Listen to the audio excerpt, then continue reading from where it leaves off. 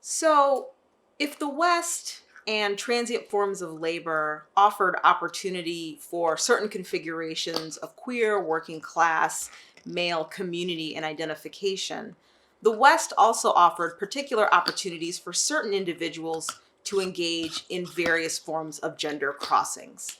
Now, gender crossing and gender crossings is a term that you'll encounter over the course of the next several weeks we have together in the class.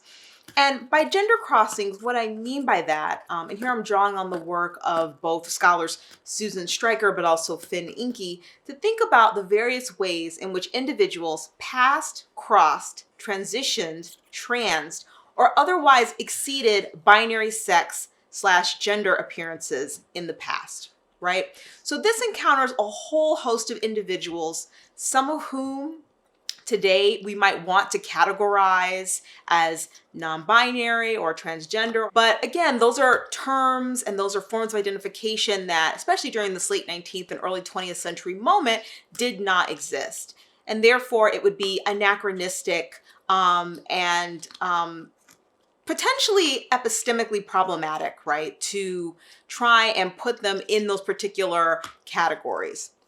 And so for our brief conversation today and in other points in the class, when I refer to gender crossings, I'll refer to a number of individuals and various ways of being, but today I'll reference three in particular.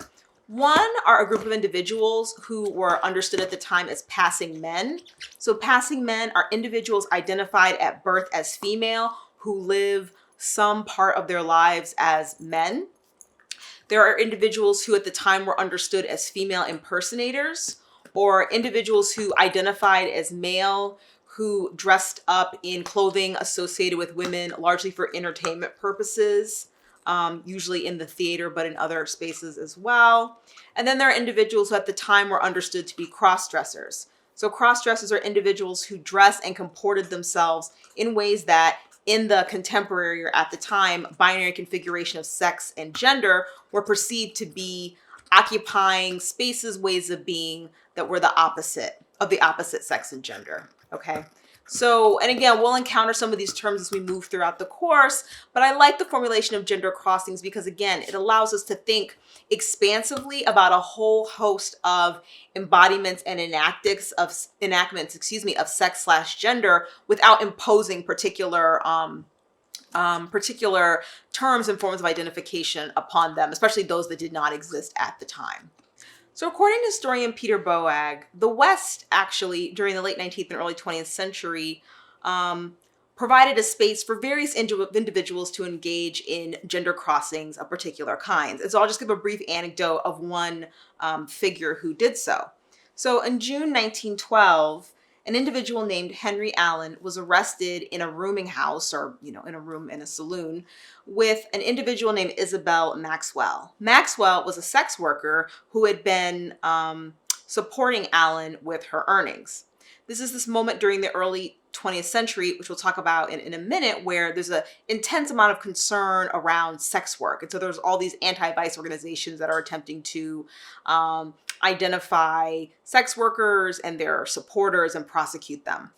And so Allen was brought in by local law enforcement in Portland, Oregon, for questioning on this score. However, after some interrogation, Allen basically broke down, according to existing sources, and revealed themselves to actually be named Nell Pickerel, claiming, quote, "I have been posing as a man for 12 years, end quote. Over the next few years, Allen would appear again and again in the local press, largely framed as one of the most, quote, notorious male impersonators, end quote, in the West. So there are any number of reasons why individuals who at the time were understood to be passing men may have decided to engage in particular forms of gender crossing. This might include a desire to take advantage of particular economic or professional opportunities that were only available to men. Military service was a common one. Two, there are historical evidence to suggest that some individuals engaged in this particular form of gender crossing to protect women, especially women engaged in sex work. Others sought to escape abusive family lives or home lives or even marriages, for example. However, there's also evidence, much of which has been marginalized, I think, in our popular memory, of individuals for whom masculine forms of identification felt affirming, felt organic, right? And for whom also various forms of masculine comportment or embodying of what was understood at the time as maleness also allowed them to form particular kinds of emotional and erotic bonds with other people, right? Usually women identified people. In addition to passing men, there were also individuals who were understood to be female impersonators and cross-dressers. Female impersonation has a very long history in the West, right, in Western Europe, but also in the United States, where for a very long time, it was actually illegal for women to perform on stage. And so you had the emergence of a number of kind of usually male identified persons who would then kind of play the role of women or play women's roles in various theatrical productions.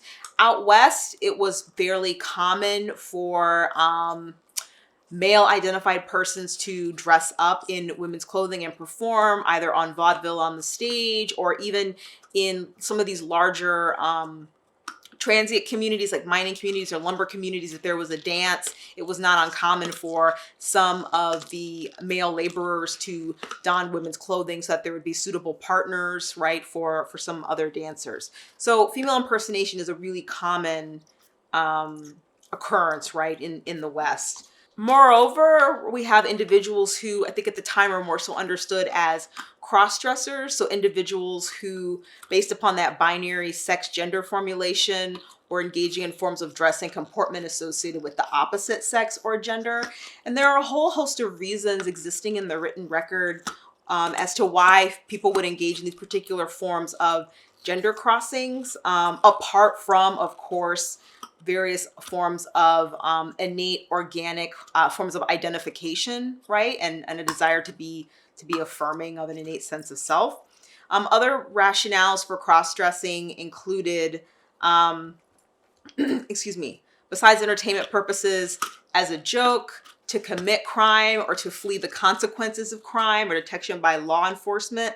Also, there is evidence that there are individuals who are kind of donning particular forms of dress to attract particular kinds of sexual partners, but there isn't as much evidence in the West of that kind of fairy husband, normal man configuration of working class identity that there is in urban areas. So again, this is a very broad overview of the various rationales for gender crossings, but I think the most important thing to keep in mind is that based on the historical evidence, there are a wide array of reasons for why people are engaging in gender crossing. And as early 21st century scholars and students of history, it's important to not impose our own kind of language, view, and understanding of the various reasons for why that might be, and to ask really important and contextually defined questions about why particular individuals might engage in gender crossings and how they were broadly understood. And again, just to kind of round out that last point, there is a way in which the reason a number of these individuals who engaged in gender crossings came to light was because of encounters with the law or maybe other kind of institutions. However, writ large, there's a good amount of evidence that gender crossing was fairly common and fairly unremarked upon in a number of Western kind of rural and what at the time was understood as frontier communities. And with that, I think Hershey has decided it's the end of the lecture. So we'll meet back here to talk a little bit about various forms of policing in a second.